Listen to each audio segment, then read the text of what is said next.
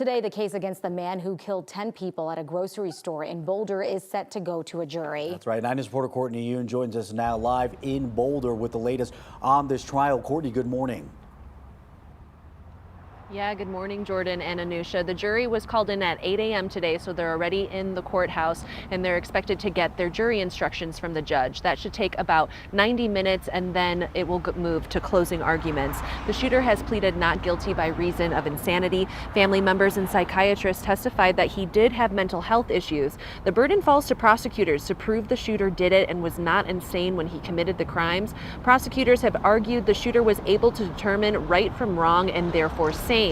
Jurors will have to make a decision for each of the 55 charges against him, including 10 counts of murder, 15 counts of attempted murder, and other offenses. Here are their options. They can find him not guilty, meaning he didn't do it, or the state failed to prove the case beyond a reasonable doubt. Another option is not guilty by reason of insanity, meaning they concluded he did it, but the defense presented credible evidence that he was insane at the time, and prosecutors failed to prove otherwise. They can also find him guilty. If jurors find the shooter guilty, the judge only has one option, and that's to sentence him to spend the rest of his life in prison without the possibility of parole. So after the jury gets their jury instructions, they will then move to closing arguments. Each side is given 2.5 hours for that, and then the case will be handed over to the jury. We do have 9 News investigative reporter Kevin Vaughn inside the courtroom, and he'll bring you updates on air and online. Live in Boulder, Courtney Yoon, 9 News. All right. We'll be paying close attention throughout the day. Thank you, Courtney.